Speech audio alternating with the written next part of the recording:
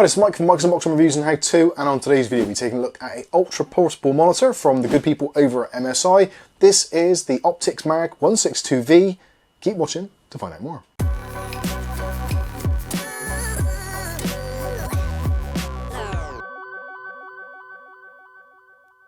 Okay, so in today's video we'll be taking a look at the MSI portable monitor. This is the Optix MAG162V. Monitor names aren't getting any better, but it certainly does give you an idea of what it's all about. It's a 15.6 inch monitor, so that bears no resemblance whatsoever, but this is a really cool little screen portable monitor, so you can use this for things like your consoles, maybe your mobile phones, that sort of thing. Basically anything which will take an HDMI input is going to be absolutely fine. It does also have the alternate USB Type-C input as well, so if you want to use it with your laptop or other devices which will output a display over USB Type-C, this is going to be absolutely great for you. And for me personally, with something like this laptop from HP, which is the HP 245G8 I believe it is, it's fine, but it's a really small screen, 14-inch screen. It's not the best. When you're working, it's nice to have a little bit of extra real estate, and this is Bob's thoughts as well, which is why he's actually bought this. This is Bob's monitor. We're just going to be taking a look at it and see what it's all about, and obviously giving you our feedback so you can know whether or not this is going to be the right monitor for you. So we're going to go through, do an unboxing, do some practical tests so you can see it all working, listen to the speakers, etc, etc. And then at the end of the video, I'll come back with my final thoughts and recommendations. So let's start off with the unboxing. The packaging is absolutely brilliant. This thing is never going to get damaged in transit. There's actually two boxes. This is the outer box, and it tells you about the energy efficiency, serial numbers, all that kind of stuff, so you can get a close-up of that. It also tells you about some of the key features on the box there. So portable design, obviously. Ultra slim design, I could agree with that. It's an IPS display panel, Full HD 1080p. It's also got a Type-C display, as we discussed, HDMI, night vision. So there is a kind of night vision mode in there, which basically enhances the kind of the transparency or the differences between various colors. So if there's a particularly dark scene for gaming, then you can turn on night vision and it basically gives a little bit more contrast or less contrast, so you can see things that you wouldn't normally see in the dark. And also it's got some built-in speakers, so that's 2 times 1 watt speakers, which actually are generally better than most laptop ones, but we'll listen to those a little bit later. Inside of that box is yet another box. So a little bit of wasted packaging there, but I guess this really is what you're going to be keeping. The rest you can recycle. So again, goes over the same sort of specs on the outside there. If we take a look inside, we'll go through what we actually get, and I'll actually read off the specs just in case I get them wrong. So I've taken these specs directly from the MSI website. Let's take a look and see what we get. So you get a quick start guide and your energy rating. Inside the box a little bit further, we get the actual panel itself, which is nicely wrapped with a little bit of MSI stuff on there. It comes to the cables next, so there's not anything else other than cables in here now. So we've got a full-size HDMI to mini HDMI. Mini HDMI goes into the actual screen, and then your HDMI can go into either your laptop, your console, or whatever you're trying to get a display from or extend an display. You also get a USB Type-C to Type-A cable. That one's a 1.8 meter, usual length there.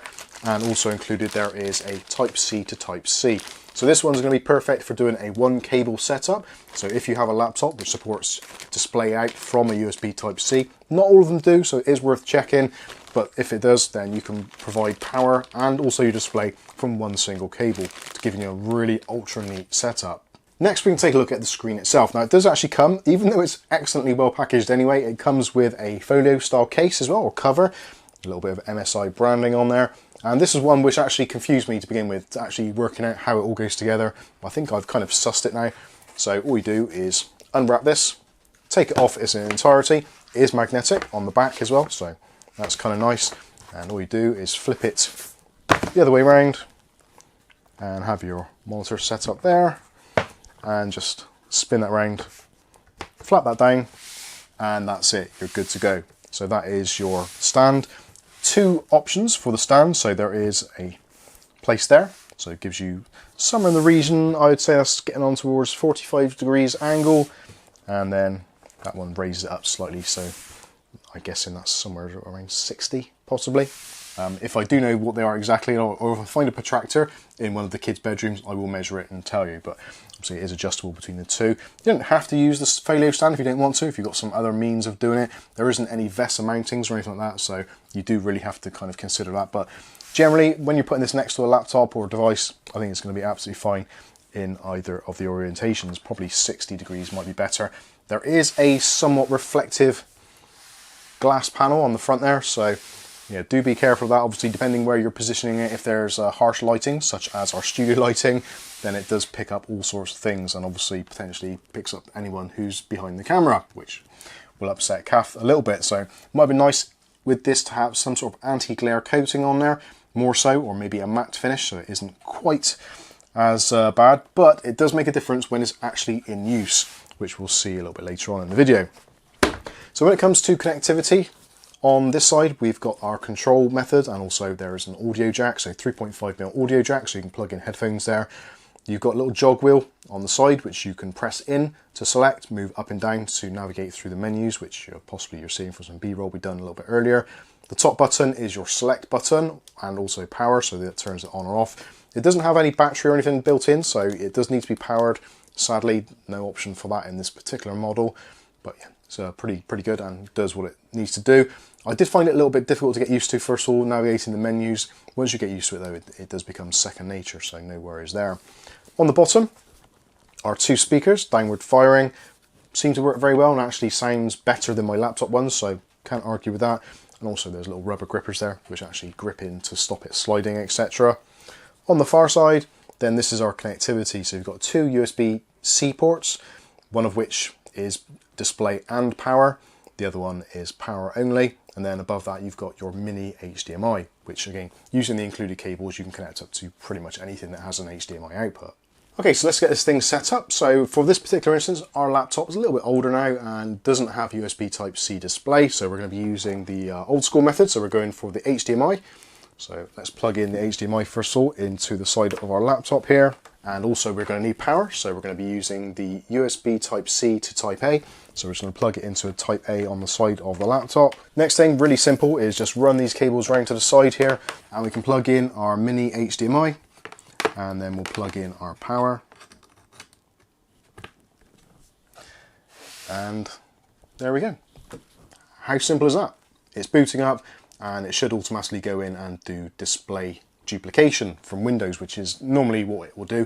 Obviously, if you're plugging in things like PlayStation, Dreamcast, Xbox, whatever, then it's going to do whatever it needs to do. But I think you can see already there is a stark contrast already in terms of the actual picture. So there is a lot more definition going on in here. Now it does depend on your settings obviously, and depending how good your monitor is on your laptop. This screen is actually an IPS screen. It's only a 14-inch, like I said, and it does lack some brightness. Although saying that, this is only 250 nits, which isn't really particularly bright, but it certainly does seem to get the job done, and immediately you do have a sort of pop to the screen. Now to set this up for Windows, if you want to, if you can set up as a extension monitor, which is going to be ideal for obviously laptops with smaller screens, so giving you a little bit more real estate. So I'll show you how to do that. All you do basically is go into Windows and you can press on the displays button or go in, right click and choose display properties, and you can then choose to either extend your monitor or choose to have a single monitor, whichever you want to do. That is entirely up to you.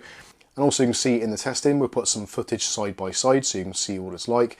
And actually they are very similar, and it's actually difficult on camera to get across what the difference is actually like in person, which is probably why I would suggest, if you are considering getting one of these monitors, my advice would be to go to Amazon, get one and try it. At least with Amazon you get 30 days to try things out. If it isn't quite what you wanted, or you find that it isn't as bright as you need in the particular place you're working, or it doesn't have the contrast ratio for your games or whatever, then you can obviously return it and order something different, in which case you may find something better. But I think this is actually really good. We'll take a look now at some footage now from Pixabay, which I had a look at earlier, and you can see the clarity. It looks very, very good, and the screen itself really does pop. And even things like gaming runs really well. It's only a 60 Hz screen, but for this is actually fine. You can see our game here, driving game, running very nice, high frame rates, or at least it's 60 frames per second, but it doesn't appear to have any lag or anything like that. It just looks really, really good. I'll give you an example now of some audio now from one of our older videos. Currently towards the end of August 2022, so just to give you a rough idea of time scale. This is something I've been waiting for a long time. Now previously, one of my daily driver keyboards was MSI's own GK50 Elite. I've also tried the Elite low profile as well. Didn't really get on with the low profile switches on that one, but the GK50 Elite for me is fantastic. I love it. It's a little bit on the noisy side. And I suppose we should go through the on-screen menu. So in order to do that, you press the button in on the side and it comes up in the corner here. So you can go through, press up and down to go through the various menu settings, etc. Very straightforward to do. If you want to come out of the menu, press the button on the top, which is the power button, and it comes off. There's some cool features actually. There's an alarm clock built in there, so it can basically have like a countdown timer. You've also got the night vision, which is excellent, and also you can go through and obviously change things like your contrast, your brightness, even color temperatures. I did find out of the box this did have a slightly red tinge to it, so I did reduce that. I reduced the red by just 1 degree or 1 point, so it's rather than being at 50-50-50 for RG and B, I've set it down to 49-50-50, and I think that actually gives a much nicer, clearer, or at least more accurate image in my particular opinion. Of course, you can run a calibration unit on there to get it exactly right if you want to. But I find actually out of the box, it's pretty much spot on for how I like it. Obviously, depending on your eyesight and what you're connecting it to, your color accuracy may be completely different. So possibly worth getting one of those spiders anyway to give it a proper test. But overall, I think it's pretty good. The audio, I would say, is much better than what you get out of your laptop as a default. So if you are consuming a lot of content like Netflix, YouTube, all those kinds of things, then it probably is worthwhile doing just to get the extra volume and also get a slightly larger display, especially if you're limited on like a small and light laptop, which only got maybe a 12, 13 or 14 inch display. This does make a big difference. It is only 1080p still, but I think actually at this size, I think that is possibly the perfect aspect ratio, and also window scaling works very well in this as well. So there you go. There has been the Optix MAG162V. Massive shout out and thanks again to UglyBob for sending this over to us to take a look at before it ends up on his desktop, which yeah, hopefully he will enjoy. I'm pretty sure he will do, and hopefully you will do too. And if you want to pick one up, there's going to be affiliated links in the video description below if you want to check those out, and I'll try and put some direct links to MSI sites so you can look at potentially other models as well. There is a 17-inch version of this available, which may be something you're interested in. Let me know in the comments section, or would you prefer something with a little bit of battery pack up in there so you can use it on the go possibly. Anyway, that's going to wrap things up for now.